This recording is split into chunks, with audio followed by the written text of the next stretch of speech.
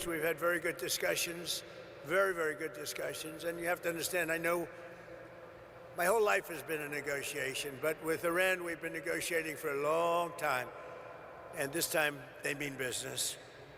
And it's only because of the great job that our military did is the reason they mean business. They want to settle, and we're going to get it done, I hope. So hopefully this will be possible, but no matter what, we'll ensure that Iran never obtains a nuclear weapon. They can't have a nuclear weapon. They would have had one if we allowed the Obama deal to stand. That was the Iran nuclear deal, they called it. They would have had one. Marcia 3. Well, I'll tell you what, Martha, we would have nuclear weapons up there when, would you say, 2 years ago, 3 years ago, or 4 years ago? We would have been in a position that nobody wants to be in. We won't allow ourselves to be in that position. Over the past 3 weeks, the United States military and our partners have been decimating Iran's military capabilities with overwhelming firepower, skill, lethality, and force, and we're destroying their ballistic missiles and drones programs with launchers down by more than 90%. We're hitting their launches at a level that nobody even thought of before. 90%. They can't launch them, and they don't have very many of them because most of them have been annihilated. But we've annihilated their defense industrial base, eliminating their Navy. We had 158 ships that down. I said to my people, why didn't you capture the ship? I said, were they good or not? They said, they were great, sir. So why didn't you capture it? We could have used them. They said, it's more fun to put them at the bottom of the sea. But they're not there anymore. So we eliminated their Navy, Pete, right? And that's gone. We eliminated their Air Force. We eliminated all of their air defense, everything. We eliminated everything there is to eliminate, and we eliminated them. We eliminated their leaders. We had the first set of leaders. They're gone. Then they met, 88 people met. And it's sad. I mean, it's sad they couldn't have made a deal. We could have made a deal with them a long time ago. Then the second set, 88 people met to pick a new leader, and they're now extinguished. And then they're meeting again, but now nobody wants to be the leader. It's one of the few political jobs that nobody wants anywhere in the world. Nobody wants it.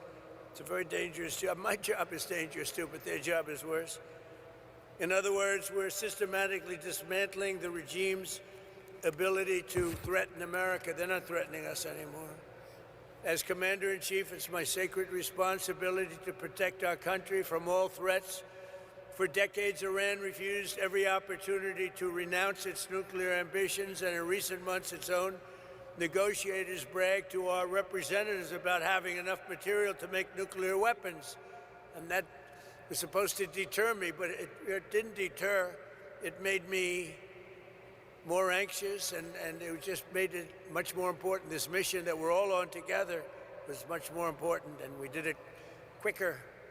Iran's missile capabilities were also growing so fast that it would soon have become virtually impossible to stop them. Once they have a missile, once they have what they were building was incredible. And you got a little glimpse of it by the fact that when they came out, they started shooting all of their neighbors. Their neighbors weren't fighting with them. They were getting along okay with their neighbors. And I was surprised. They were everybody was surprised. And it actually worked in reverse because their neighbors then turned against them. Now Iran has one more opportunity to end its threats to America and our allies, and we hope they take it. Either way, America and the entire world will soon be much safer and will be a much more secure planet. In addition to all of this, we're working on so many different things. You know, our economy was fantastic. We had a Dow at 50,000. They say it couldn't happen in 4 years. It wouldn't happen during my term. But if I got anywhere close, it would be a great success. Well, in my first year, we hit 50,000. And with the S&P, they said, even more difficult. They said it would be impossible to hit 7,000 on the S&P. And we hit that in our first term. And then, unfortunately, I called Pete, I called General Kane, I called a lot of our great people. We have great people. And I said, let's talk. we got a problem in the Middle East. We have a country known as Iran that for 47 years has been just a purveyor of terror, and they're very close to having a nuclear weapon.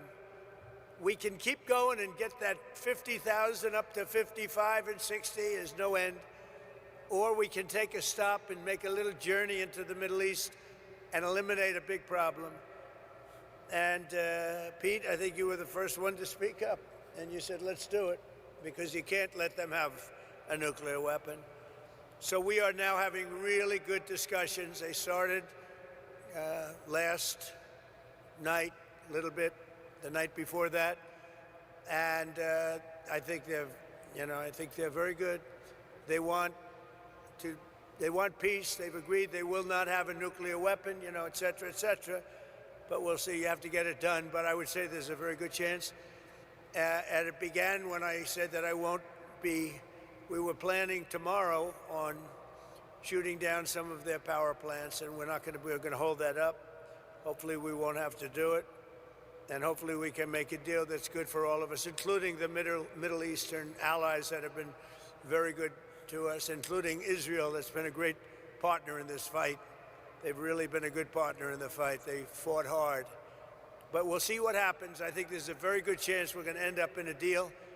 And so we're giving it 5 days, and then we're going to see where that takes us. And I would say at the end of this period, I think it could very well end up being a very good deal for everybody, as good as if we went all the way and just literally annihilated the place, which if we don't have to do that, that would be a good thing, not a bad thing. In addition, after the appalling lines and massive disruptions at major airports nationwide last weekend, I am again demanding that Democrats in Congress immediately end their disgraceful shutdown of the Department of Homeland Security and restore the full funding for airport security and the TSA.